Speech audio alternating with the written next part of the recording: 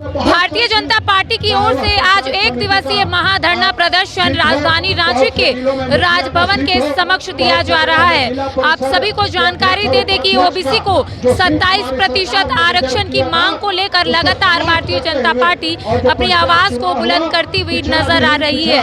एक बार हम आपको तस्वीर के माध्यम से दिखाएंगे कि भारतीय जनता पार्टी के तमाम जो बड़े नेता है, बाबूलाल मरांडी और तमाम जो बड़े नेता है, वो इस वक्त राजधानी रांची के राजभवन के समक्ष महाधरना प्रदर्शन कर रहे हैं। इस वक्त हमारे साथ आदित्य साहू जी मौजूद हैं। हम इनसे बात करेंगे कि लगातार आप लोग आवाज बुलंद कर रहे हैं ओबीसी को आरक्षण के लिए।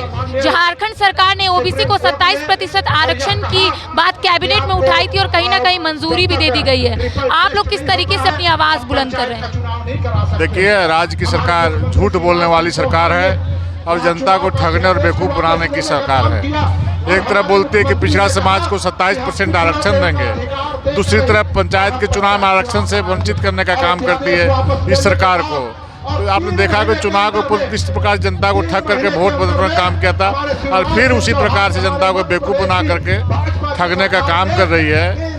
कोर्ट ने स्पष्ट रूप से, सुप्रीम कोर्ट ने कहा कि ट्रिपल टेस्ट करा करके ही पंचायत चुनाव या निकाह का चुनाव कराना है। लेकिन कोर्ट में भी इन लोगों ने शपथ दायर करके सरकार ने कहा था कि ट्रिपल टेस्ट करा करके चुनाव कराएंगे, लेकिन वहाँ भी लोग झूठ बोलने का काम किया और बगैर ट्रिपल टेस्ट कराए हुए यह सरकार निकाय चुनाव कर रही, जहाँ पिछड़ों को आरक्षण देने का काम नहीं किया गया है। पिछड़ा समाज काफ़ी गुस्से में है, समय आने पर पिछड़ा समाज जवाब देने का काम करेगी। आपने सुना कि इनका कहना है कि सरकार छलने का काम कर रही है और कहीं ना कहीं जो कैबिनेट से मंजूरी मिली थी ओबीसी को 27% आरक्षण, एक और जहां पर झारखंड की राजधानी रांची में जश्न मनाया जा रहा है, तो वहीं दूसरी ओर भारतीय जनता पार्टी का कहना है कि सरकार इस ओर कोई भी पहल नहीं करेगी, जिसको लेकर हम लोग अपनी आवाज बुलंद कर रहे हैं। एक बार हम आपको पूरा तस्वीर के माध्यम से दिखाएंगे कि भारतीय जनता पार्टी के तमाम जो कार्यकर्ता है वो इस वक्त राजधानी रांची के राजभवन के समक्ष बैठे हुए हाथों में तख्ती लेकर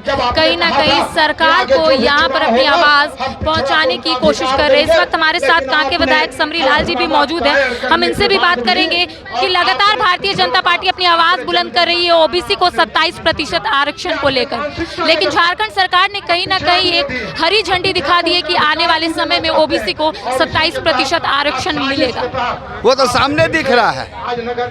आप एक और कैबिनेट में फैसला लेते हैं कि ओबीसी को हम देंगे 27%, और जैसे ही सामने जब देने की बात आई तो पीछे हटकर और निकाय चुनाव में ओबीसी को से आरक्षण से वंचित कर रही है। ये इनका दोगलापन है, ये इनका ओबीसी विरोधी ये मानसिकता है इनकी।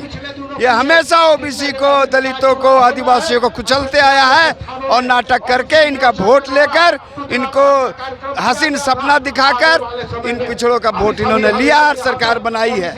हम इनके जितने भी मंत्री हैं ओबीसी के, उनसे कहना चाहते हैं कि आप अपने समाज को देखो।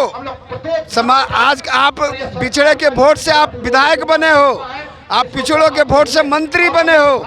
आज उनके प्रति जो आरक्षण है उसको लागू करना होगा और इसके लिए लड़ाई भारतीय जनता पार्टी हमेशा इस लड़ाई को लड़ी है और लड़ेगी। तो ओबीसी को 27% आरक्षण देने को लेकर भारतीय जनता पार्टी की ओर से लगातार आवाज बुलंद होगी, ये कहना है कांके विधायक समरी लाल का। इनका कहना है कि एक और झारखंड सरकार कैबिनेट से 27% आरक्षण को मंजूरी दे देती है, लेकिन दूसरी ओर अपना पैर भी पीछे कर लेती है। इनका कहना है नगर निकाय में वंचित करने की ये सीधी सादी यहाँ पर सरकार की चाल है। तो इसको लेकर समरी लाल ने कहा है कि आने वाले समय में भी भारतीय जनता पार्टी इसी मुखरता के साथ अपनी आवाज को बुलंद करेगी और सरकार तक अपनी मांगों को, अपनी बातों को पहुंचाने की कोशिश भी करेगी। अपने कैमरा पर्सन संजय के साथ मैं करिश्मा Sinha, news bioscope, Ranchi. Bharatiya Janata party का मत है कि सरकार ने पिछड़ों के हितों पर आघात किया है। पंचायत के चुनाव में उनके अधिकारों से वंचित करने का काम किया,